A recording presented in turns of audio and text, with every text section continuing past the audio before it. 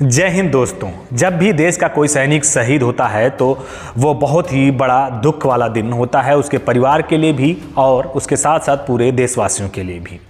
अभी हाल ही में एक घटना हुआ सिक्किम में, जिसमें एक बस खाई में जाके गिर गई और जिसमें 16 जवानों की मौत हो गई। आपने न्यूज़ में भी इस खबर को ज़रूर देखा होगा।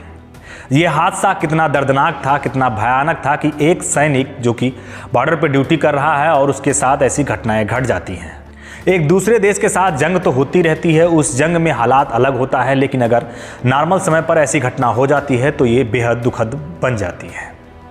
ये बातें हम आपको इसलिए बता रहे हैं ताकि आपको किसी भी सैनिक के प्रति थोड़ा सा आपके मन में भावनाएं पैदा हो, ऐसी भावनाएं जिससे आपके अंदर एक देश भावना जागृत हो।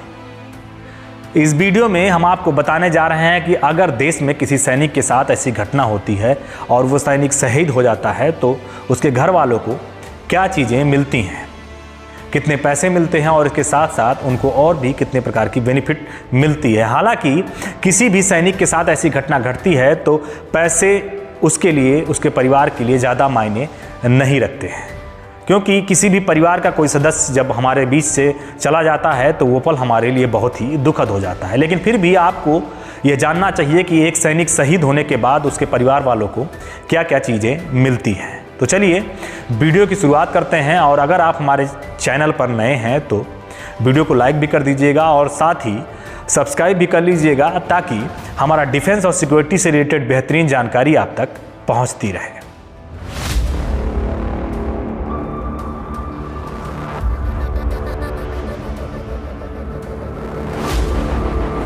सबसे पहले बहुत सारे लोगों के मन में ये सवाल रहता है कि क्या किसी के यहाँ का कोई सैनिक शहीद हो जाता है तो उसके घर वालों को नौकरी मिलती है, या उनके घर के किसी सदस्य को भी नौकरी दी जाती होगी, जैसे कि उसका भाई हुआ या उसका लड़का हुआ, ऐसे किसी सदस्य को नौकरी मिलती है। तो मैं आपको बता दूं कि ऐसी कोई व्यवस्था हिंदुस्तान की आर्मी में नहीं है कि अगर उसके घर का कोई सदस्य शहीद हो जाए तो उसके घर वालों को नौकरी मिलती है। अब दूसरा सवाल ये उठता है कि क्या इंडियन आर्मी में कोई जवान शहीद हो जाता है तो उसके घर वालों को करोड़ों रुपए मिलते हैं? इस बात को भी हम आपको बारीकी से समझाएंगे। सबसे पहले आप ये समझिए कि इस पैसे का मूल्य उस जवान के शहीद होने से बिल्कुल नहीं रखा जा सकता। एक जवान किसी परिवार से चला जाता है तो उस जवान के लिए वो पैसा बिल्कुल मायने नहीं रखता, लेकिन फिर भी सरकार का ये नियम है कि उस परिवार को कुछ राशि देकर उसकी मदद की जा सके ताकि वो अपनी आगे की ज़िंदगी सही से गुजार सके। सबसे पहले आपको ये समझना चाहिए कि जब हिंदुस्तान का कोई सोल्जर शहीद हो जाता है तो जो उसका परिवार है, यानी कि उसकी बीबी है, उसको जब तक उसकी बीबी जिंदा है उसको फुल पेमेंट मिलता रहेगा। फुल पेमेंट से मतलब हुआ कि उस सोल्जर की जितनी पेमेंट बनती है उतना पेमेंट उसकी पत्नी को भी कंटिन्यू मिलता रहेगा जब तक वो जिंदा है। अब आपके मन में सवाल आ रहा होगा कि उनकी पत्नी की जब वापस से मृत्यु होगी तो उसके बाद क्या उनके बच्चों की भी ये पेंशन सुविधा मिलती रहेगी? जी नहीं, उनके बच्चों को ये सुविधा नहीं दी जाएगी।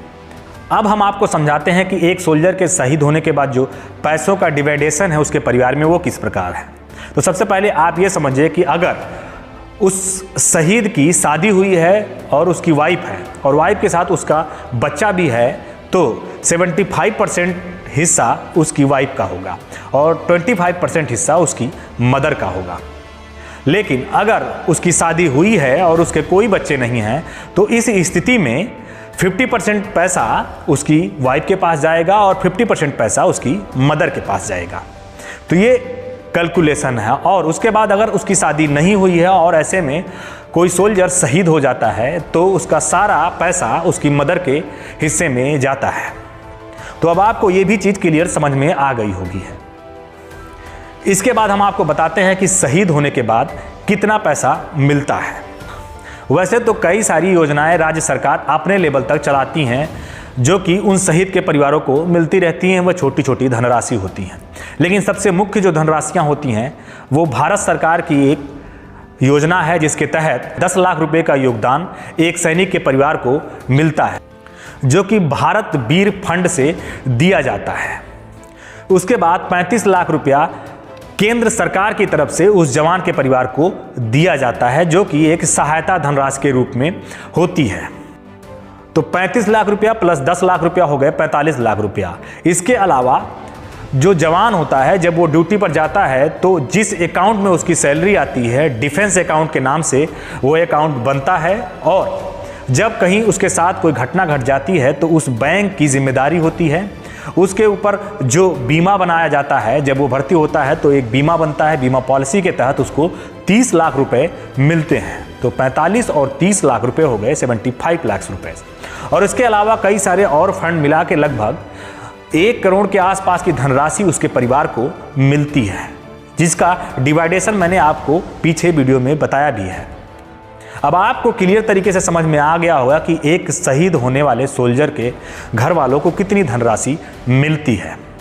तो अगर आपको ये जानकारी अच्छी लगी हो तो वीडियो को लाइक कर दीजिएगा, साथ ही देश के लिए इस चैनल को भी सब्सक्राइब कर लीजिएगा, ताकि हमारा डिफेंस और सिक्योरिटी से रिलेटेड बेहतरीन जानकारी आप तक पहुंचती रहे। जय हिंद, जय भारत।